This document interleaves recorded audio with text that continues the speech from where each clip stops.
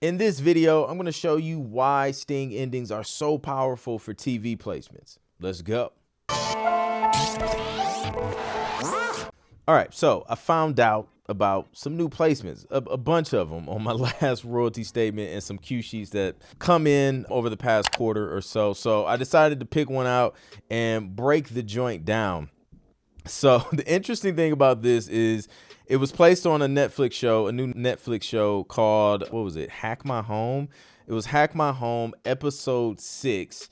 And the title of that episode is Toddler versus Teenager. So they use like 14 seconds. This was like one of the smaller placements, but they used 14 seconds. And it was actually a beat that I produced back in 2016. At the time of me recording this video, it's 2023, just to give you an idea of how long it's been since I produced this track. And I remember the earliest track, or the earliest placement I can remember for this specific track, was Cartel Crew, and that was in 2019. So I think it took a couple years for this track to actually take off. I produced it in 2016, and I think we actually ended up finalizing the deal with the publisher in 2017. So then like another 2 years before I started seeing placements from this particular track. So it's cool to see that it's still working. So it's circling its way back around over onto Netflix and things like that. So I want to do a breakdown of it. They use 14 seconds. They use the sting ending.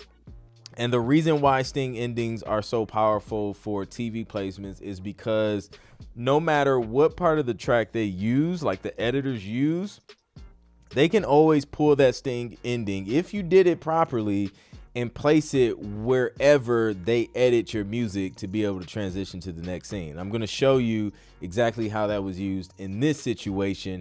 So let's open up the session and dig into it. Wait a minute. Before we dig into the session, how rude of me. Let me at least play you the placement so you can have context, right? All right, so here we go. Kitchen is a hot mess. Whoa. Well, girl, you weren't lying when you said hot mess. Soak it in. That's it. So who does most of the So that's the placement right there. 14 seconds, straight to the point. Now let's dig into the session. Today's video is brought to you by the How to Structure Instrumentals for TV course that walks you through step-by-step how to produce instrumentals that are optimized for TV. Not having proper structure is one of the biggest reasons you'll get rejected by a sync licensing company. So if you want to avoid a bunch of unnecessary rejection, then go ahead and enroll in How to Structure Instrumentals for TV. The link will be in the description. All right, so here is the session for Light the Streets. Now, this session was so old that I had to swap out my mastering chain because it was a plug-in that I used to use years ago. And then my drum bus kind of got messed up because there was another plug-in that I used to use that I don't use anymore. So I just put like a makeshift joint on there. So this mix, it probably sounds like trash right now. So don't judge me, all right? Now, the interesting thing about this track and the placement on this particular show is that they only use like 14 seconds, right? So they used a section of the song, but somehow that sting ending crept up at the end of that usage. However, the section that they use actually didn't have a sting ending on it originally. And this is why I always say the sting ending is so powerful for TV placements, because it's a section of music that literally they can just take and place anywhere, but you have to be able to execute it properly for them to be able to do that. So I'm going to show you how I did that. So let's go straight to the hook so you can hear what the whole track sounds like, and then I'll go to the section that they actually play. So this is the hook.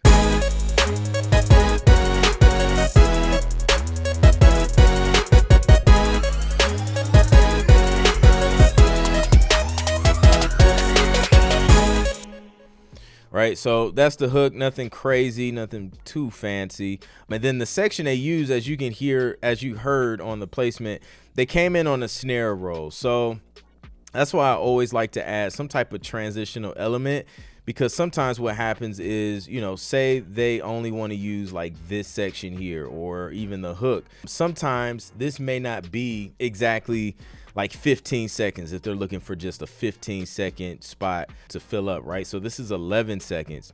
What they'll do is they'll take some type of like pre-roll, some type of snare roll to kind of get it closer to 15 seconds, which is what they did here. So they kind of started, I'll say right about here. So they started with that snare roll and that kind of led up. So I always like to have a clean lead up to either the second. This is kind of like the second. This part here is like the second half of my first verse. So I like to have some type of clean lead up into that, and then another lead up and transitional sound, which is this riser leading up to the actual hook here. Then I had the snare roll again here. So this is the snare roll. That's what you hear them coming in with. And this is the section. Then they just play it through to this. So let's play that.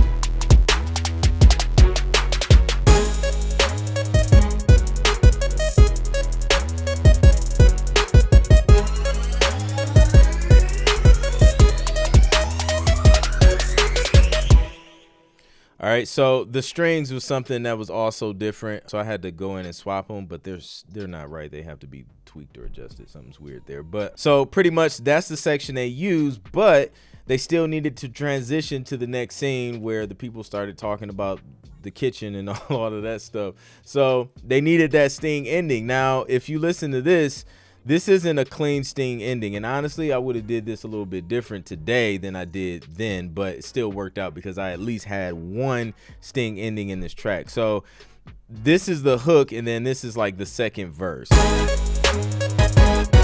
So it's not like a clean sting ending, but I had a clean sting ending here, which is this. So the reason why I like to keep this so clean, you should be able to go to the starting section of this sting ending and just be able to start it without like some random sound kind of echoing and bleeding into this sting ending, because if that happens, it's not going to be as clean, and they're not going to be able to take this and pretty much drag this on the end of the second half of this first verse.